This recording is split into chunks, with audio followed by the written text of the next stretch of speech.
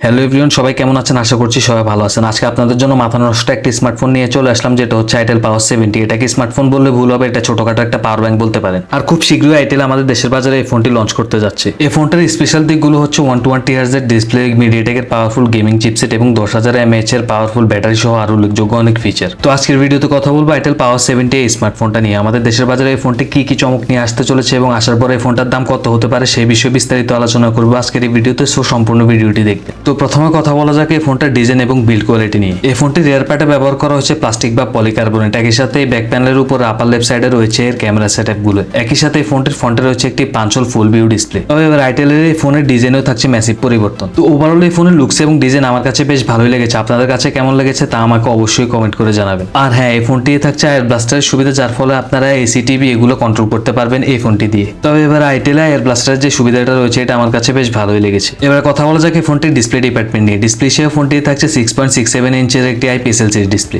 যা একটি HD+ panel, অর্থাৎ রেজোলিউশন হচ্ছে 720x1600 পিক্সেলসের। একই সাথে ডিসপ্লেটির PPI ডেনসিটি হলো 262। আর হ্যাঁ, ডিসপ্লেটিতে থাকছে 120 Hz সাপোর্ট, যার ফলে ডিসপ্লেটি থেকে আপনারা একটি স্মুথ এক্সপিরিয়েন্স পাবেন। ওভারঅল ডিসপ্লে প্যানেল নিয়ে আমার পার্সোনাল ওপিনিয়ন যদি বলতে চাই, তাহলে এই প্যানেলটি যদি একটি HD+ প্যানেল হতো তাহলে ব্যাপারটা বেশ জমতো। এবারে কথা বলা যাক এই ফোনটির পারফরমেন্স সেকশন নিয়ে। আউট অফ দ্য বক্স ফোনটা রান করবে Android 14 এবং চিপসেট হিসেবে ফোনটি থাকছে MediaTek Helio G50, যেটি 12 ন্যানোমিটার আর্কিটেকচারের উপর বিল্ড করে একটি অক্টাকোর প্রসেসর। এই প্রসেসরটির পাওয়ার আউটপুট নিয়ে বলতে গেলে এই প্রসেসরের মাধ্যমে আপনারা 2D টাইপের যে গেমগুলো রয়েছে সেগুলো একদম স্মুথলি খেলতে পারবেন। এছাড়া PUBG, ফ্রি ফায়ারের মতো যে গেমগুলো রয়েছে ওগুলো খেলতে গেলে আপনারা অবশ্যই ল্যাগ বা ফ্রেম ড্রপের দেখা পাবেন। এছাড়া ডেইলি লাইফ ইউজেজে এই ফোনটা আপনারা একদম সব ধরনের কাজ টাজ করতে পারবেন স্মুথলি এই ফোনটা দিয়ে। তো এবারে কথা বলা যাক এই ফোনটার ক্যামেরা সেটআপ নিয়ে। এই ফোনটা রেয়ার থাকছে ডুয়েল ক্যামেরা সেটআপ, যার প্রাইমারিতে থাকছে 50 মেগাপিক্সেল একটি শুটার এবং সেকেন্ডে থাকছে একটি AA লেন্স। একই সাথে এই ফোনটির ফ্রন্টে থাকছে একটি 8 মেগাপিক্সেলের সেলফি ক্যামেরা। এই ফোনটির রেয়ার ক্যামেরা এবং ফ্রন্ট ক্যামেরা দিয়ে আপনারা সর্বোচ্চ ভিডিও রেকর্ড করতে পারবেন 1080p 30 fps দিয়ে। এবারে কথা বলা যাক এই ফোনটার ব্যাটারি নিয়ে। ব্যাটারি নিয়ে বলতে গেলে এই ফোনটিতে ব্যবহার করা হয়েছে 6000 mAh এর একটি বিগ ব্যাটারি, কিন্তু এখানে যে 10,000 mAh